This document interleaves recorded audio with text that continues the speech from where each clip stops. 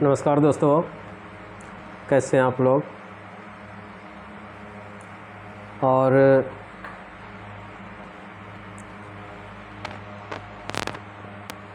कल के डेट में तो आपको कोई वीडियो नहीं गया था। कारण यह है कि मैं थोड़ा आई फ्लू से काफ़ी सफ़र कर रहा हूं और कुछ फीवर भी आ गया है, इसलिए पढ़ाई का तो सवाल ही नहीं उठता है, क्योंकि आप खुद जानते हैं कि आई फ्लू में देखना भी मुश्किल हो जाता है। एनीवे, पढ़ाई के अलावा कुछ और भी आज मैं आपसे बात करना चाहता हूँ, और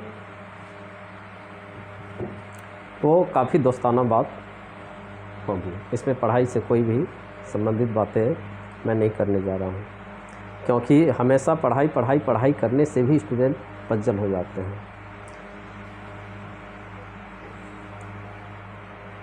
देखिए, दिन भर में मेरे पास कई कॉल आते हैं। कोई स्टूडेंट कहता है कि सर 6 to 12 का NCERT पढ़ा रहे हैं या नहीं पढ़ा रहे हैं, और किसी ने उसको कह दिया कि NCERT तुम जम के पढ़ो, और कोई पूछता है कि कितना घंटा तक पढ़ना चाहिए, कैसे पढ़ना चाहिए, ठीक है। कोई कहता है कि उत्तर प्रदेश का PCS करना चाहिए बिहार का होके। मुझे लगता है कि स्टूडेंट काफ़ी कन्फ्यूजन में रहता है, और ख़ासकर जो अभी एग्ज़ाम देने जा रहे हैं, 69 देने जा रहे हैं, उसके लिए मैं बहुत शुभकामनाएं देता हूं। आप सभी का रिज़ल्ट हो, क्योंकि रिज़ल्ट बहुत मायने रखता है, और रिज़ल्ट ही आपकी पहचान है। इसलिए मैंने कहा था कि आज पढ़ाई से संबंधित कोई भी बात नहीं करूँगा, ठीक है। इसलिए आप जहाँ भी हैं, सबसे पहले तो अपने आप को एकाग्रचित कीजिए, और जब भी किसी के साथ आप कंपटीशन में आते हैं तो ये मत सोचिए कि उसका 10 क्वेश्चन ज़्यादा हो गया, मेरा 10 क्वेश्चन कम हो गया, अब कैसे होगा। आप यकीन नहीं करेंगे कि मेरे पास कुछ ऐसे भी स्टूडेंट आए थे जो शादीशुदा 5 साल 7 साल पहले शादी भी करके आई थी, और उसके बाद जब भी टेस्ट होता था वो बेचारी रोती थी, सर मेरा कैसे होगा सर, सबका देखिए ज़्यादा हो रहा है। लेकिन आप जानते हैं, जो विद्यार्थी कमज़ोर होता है और अगर उसने समझ लिया कि मैं कमज़ोर हूँ, ठीक है, तो वो विद्यार्थी सबसे आगे निकलता है, क्योंकि वह जानता है कि मैं कमज़ोर हूँ और मुझे अपनी कमज़ोरी को दूर करना है। और मैं बता दूं आपको कि 64 का जो BPSC हुआ था, ठीक है, उसमें मेरा 6 स्टूडेंट का PT हुआ था, जिसमें एक वो भी थी। और इधर जो आप देख रहे हैं, ये सभी मेरे जो पास आउट स्टूडेंट हैं वो स्टूडेंट हैं। जो 120 बनाता था, 122 बनाता था टेस्ट सीरीज़ में, उसका नहीं हुआ, उसका हो गया। कारण क्या? तो ओवर कॉन्फिडेंस कभी कभी आपको ले डूबता है, ठीक है। इसलिए मैं 69 के सभी अभ्यर्थियों से यह निवेदन करूंगा कि ओवर कॉन्फिडेंस में ना आए। जब भी एग्ज़ाम देने जाएं तो एग्ज़ाम के हिसाब से अपने आप को ढालें। हो सकता है किसी का साइंस बहुत अच्छा है, किसी का हिस्ट्री बहुत अच्छा है, किसी का पॉलिटी बहुत अच्छा है, उस हिसाब से आप पहले 10 क्वेश्चन 12 क्वेश्चन पहले बनाकर आप रिलैक्स हो जाएं, ठीक है। आपको जब लगेगा कि मैं पॉलिटी का सारा क्वेश्चन बना लिया हूँ, आप देखिएगा खुद आपका कॉन्फिडेंस बूस्टअप हो जाएगा, और आप 11वां क्वेश्चन जो बनाएंगे वह सही बनाएंगे। लेकिन शुरुआती दौर में ही अगर आप पजल हो जाएंगे, साइंस का उठा लिए, साइंस में आपकी पकड़ कम है, कमज़ोर है, ठीक है, या आर्ट्स वाले साइंस वाले आर्ट्स को उठा लिए, हिस्ट्री में उसकी पकड़ कमज़ोर है, तो उससे क्या होता है कि शुरुआती 10 क्वेश्चन आपको रिलैक्स नहीं देगा, आगे आप दिक्कत में आ जाएंगे। इसलिए आप इसका ध्यान रखेंगे। आगे भी मैं जो आपको परेशानियां आपको आती है, क्योंकि मैं खुद अभ्यर्थी रहा हूं, और एक गांव ग्रामीण इलाके से निकल कर आया, पटना आने के बाद इस प्रशांत महासागर में डूब गया, कभी इस कोचिंग में कभी उस कोचिंग में, दौड़ते इस कोचिंग में गए, सिलेबस पूरा नहीं हुआ, फिर उसमें, ठीक है। अच्छा, दूसरी बात मैं ये देखता हूँ कि स्टूडेंट कभी कभी क्या होता है कि एग्ज़ाम के 1 महीने 2 महीने पहले आता है, और उसको लगता है कि मैं बीपीएससी में टॉप ही हो जाऊँ। ठीक है, 2 महीना पढ़ा, 2 महीना में उसको लग गया।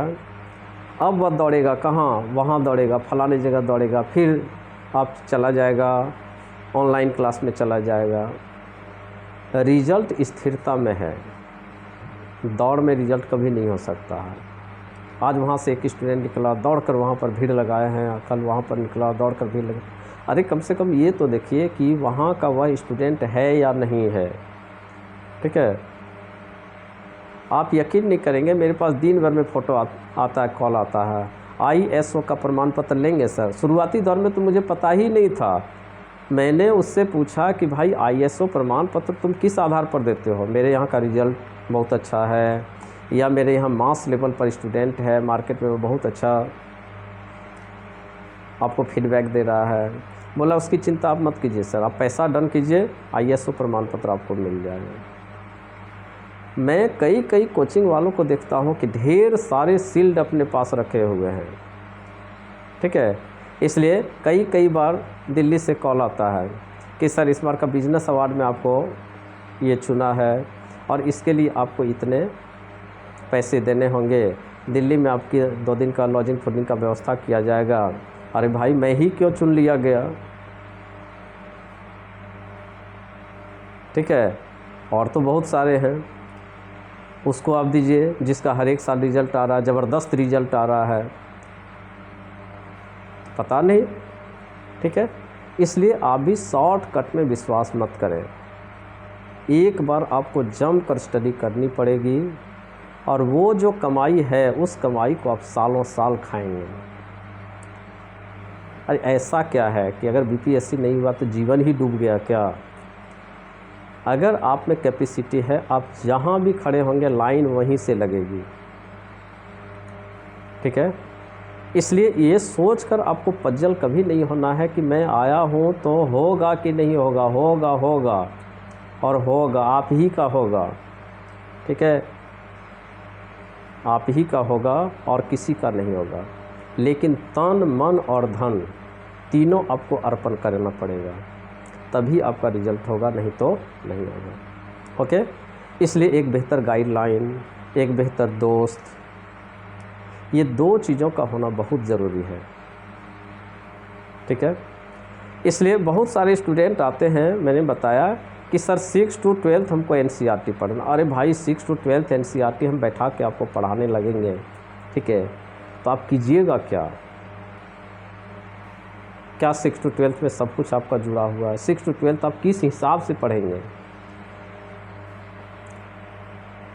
जब तक आपको एक ये नहीं दिया जाता है, दौड़ है तो दौड़ में आपको दिया जाता है कि 6.5 मिनट में 1600 मीटर आपको दौड़ना पड़ेगा। एक लक्ष्य है आपके पास। ठीक है, बेतरतीब ढंग से आप नहीं दौड़ रहे हैं। तो इसी तरह NCERT जब आप पढ़ने आते हैं, और आज के डेट में कहीं भी आप देखिए बिना NCERT का तो मैं तो एक कदम ही नहीं चल सकता हूँ। मुझे तो NCERT पढ़ाना ही है स्टूडेंट को।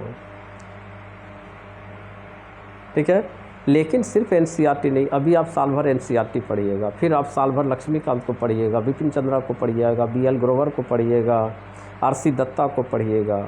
ऐसे नहीं होती है, आपको 1 टाइम बेस बनाना पड़ेगा। आप NCERT लीजिए, NCERT को पढ़िए। NCERT के साथ जो बिल्डिंग जो खड़ा होगा ना, वो मुझे खड़ा करने दीजिए, आप मत खड़ा कीजिए। आप सिर्फ NCERT को बिल्ड कीजिए, बिल्डिंग मैं खड़ा करूँगा। ठीक है, इसलिए बहुत सारी बातें हैं और इन सारी बातों को दरकिनार कीजिए, जीवन को एंजॉय कीजिए। ठीक है, और मैं हमेशा स्टूडेंट्स को यह कहता हूँ कि जो गलतियाँ हम लोगों ने की वो गलती आप लोग नहीं करेंगे। वो गलती है क्या? वो गलती है कि ग्रेजुएशन के साथ आप कोई सिक्योर कोर्स ज़रूर करेंगे, चाहे कुछ भी हो, साइड से एक कोर्स आप हमेशा रखिए अपने हाथ में, चाहे पॉलीटेक्निक का डिग्री हो, चाहे बीएड की डिग्री हो, चाहे और भी कोई जो टेक्निकल डिग्री हो, इस डिग्री को आप हमेशा रखिए।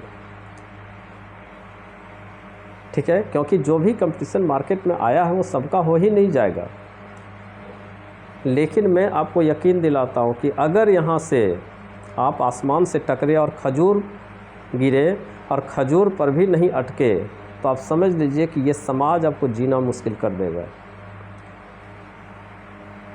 बगल वाले के ताने कम आपको पिंच करेंगे, लेकिन अपने घर वालों के ताने आपको जीवन भर पिंच करेंगे।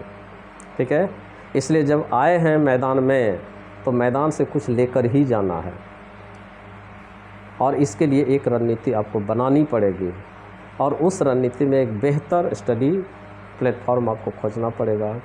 आप यकीन नहीं करेंगे कि मैं स्कूलिंग लाइफ में था, और स्कूल में मैंने +2 को कई साल तक पढ़ाया, और आप जानते हैं कि स्कूलिंग का सिस्टम क्या है, कितनी पढ़ाई होती है स्कूल में। अभी मुझे लगता है कि 8 दिन पहले एक स्टूडेंट मेरा आया था, तो उसने कॉल किया मुझे कि सर मैं +2 कर गया और ग्रेजुएशन के लिए मैं BHU जाना चाहता हूँ, तो वहाँ पर एंट्रेंस दिया था, मेरा रिज़ल्ट हो गया, तो थोड़ा गाइडलाइन कर दीजिएगा मुझे। आया, उसके बाद फिर बात हुई, तो उसने कहा कि सर मैं भी UPSC कर रहा हूँ। बोले अच्छी बात है, कहाँ से कर रहे हो भाई? तो PW में मैंने क्लास ले लिया सर ऑनलाइन। बोले ये भी अच्छी बात है। तो क्या क्या पढ़ाई हो रही है PW में अभी? तो सर अभी 10 साल का UPSC का जो क्वेश्चन है उसको लेकर और उसको डिस्क्राइब कर दिया जाता है, उसका वीडियो भेज दिया जाता है। मैं शौक रह गया। मैंने कहा NCERT नहीं पढ़ाई हो रही है, कम से कम 11-12 की तो NCERT पढ़ाई होनी चाहिए ना। तो 11-12 की NCERT जब तुम पढ़ोगे तो उसमें सब कुछ है, आपको 6 to 12 नहीं पढ़ने पड़ेंगे। आप 11-12 को पढ़िए ना, आप 11-12 को पुराना और नया NCERT दोनों को मिला के पढ़िए, आपका सब कुछ कवर हो जाएगा। आपको 6 to 10 नहीं पढ़ना पड़ेगा। जो जोड़ने का है वो काम मेरे ऊपर छोड़ दीजिए कि 6 में क्या है वो 12th में मैं जोड़ दूँगा, 10 में क्या है वो भी मैं जोड़ दूँगा। ठीक है, तो उसने कहा कि नहीं सर, वो बताए हैं कि अभी 10 साल का पहले क्वेश्चन ये करा देंगे, उसके बाद NCERT ये पढ़ाएंगे। और लक्ष्मीकांत तो बोला है कि इसको पढ़ने का कोई काम नहीं है। आश्चर्य की बात है, एक तरफ बच्चे कहते हैं कि सर NCERT पढ़ना है, एक तरफ PW में जाकर 10 साल का क्वेश्चन पढ़ रहे हैं। फिर वो स्टूडेंट 2 साल के बाद 3 साल के बाद कहेंगे कि मैं UPSC करने जा रहा हूँ। अरे भाई, जब तुम्हारा बेस ही कमज़ोर है तो तुम UPSC कहाँ से करोगे? तुम UPSC का UPSC BPSC का C तुम नहीं कर सकोगे, तो B तो छोड़ो। ठीक है, इसलिए शॉर्टकट सफलता के लिए कभी भी अच्छा रास्ता नहीं होता है। आप 1 टाइम इन्वेस्ट कीजिए, अपने समय को इन्वेस्ट कीजिए, अपने आप को इन्वेस्ट कीजिए, अपने आप को न्यौछावर कर दीजिए। ठीक है, आप देखिए कि आपको रिज़ल्ट मिलेगा, और अगर रिज़ल्ट नहीं मिलेगा तो भी ऊपर वाला आपके लिए एक इतना अच्छा बेहतर प्लेटफॉर्म रख दिया है जहां से आप सब कुछ कर सकते हैं। आज मेरा नहीं हुआ, आज मैं बहुत खुश हूँ। मुझे तो लगता है कि मैं PCS करके कहाँ जाता। आज मैं जब अपने स्टूडेंट को पास करते हुए देखता हूँ, सुबह से शाम तक जब स्टूडेंट मुझे कभी भी कॉल करते हैं, प्रणाम सर, ठीक है, और मैं जब उसे आशीर्वाद देता हूँ तो मैं बहुत खुश हो जाता हूँ। इसलिए आप भी जो मेहनत कर रहे हैं उसको एकदम सही ढंग से दिशा विहीन होकर नहीं, बल्कि दिशा में ऑन द वे जाइए, आपके रिजल्ट होंगे। और खूबसूरती से आप पढ़िए, टेंशन मत लीजिए, जो आगे होने का है वो होगा। आज टेंशन क्यों लें कल के लिए? आज तो खुल के जी लीजिए, कल क्या होगा देखा जाएगा। पिछले बार PT नहीं हुआ, इस बार PT निकलेगा, और इस बार PT जो निकलेगा वो फाइनल होगा। तो आप मेन को तो तैयार करके रखिए। आप बार बार PT के लिए दौड़ रहे हैं। अभी भी बिहार में मैं स्टूडेंट की यही मानसिकता देख रहा हूँ, पहले PT होगा तब न सर, पहले PT होगा तब न सर। आश्चर्य वाली बात है। और मैं कहता हूँ कि पहले मेन होगा तब न सर। आप मेन को कंप्लीट ही नहीं करके रखे हैं और चले हैं PT करने के लिए। इसलिए जो इसमें आ गए हैं, जिनका एज कोलैप्स कर गया है, यानी एज जिनका ज़्यादा हो गया है, ठीक है, उनके लिए तो मैं एक ही सलाह दूंगा कि अभी तो सिर्फ़ और सिर्फ PT देखिए। PT के बाद आपको टाइम भी नहीं मिलेगा, मात्र 2 महीने का टाइम। 2 महीने का टाइम में सिर्फ़ और सिर्फ टेस्ट होता है और कुछ नहीं होता है। इसलिए आप वो गलती मत करें। एक बार मेन को अच्छी तरह से आप स्टडी करें। मेन को जब स्टडी करिएगा तो आपका पीटी एकदम कंप्लीट हो जाएगा। अब स्टेटमेंट वाइज क्वेश्चन आ रहा है, अब वो रेलवे वाला क्वेश्चन नहीं आ रहा है, और ये तभी बनेगा जब आप मेन कंप्लीट करके रखते हैं। ठीक है, इसलिए आप लोग मस्त होके पढ़िए, मस्त होके पढ़िए, रिजल्ट होगा। ठीक है, और होगा तो होगा। जब ये कॉन्फिडेंस के साथ आप आगे बढ़ेंगे तो आपके रिजल्ट होंगे और आप ही के रिजल्ट होंगे। Okay, thank you, good night.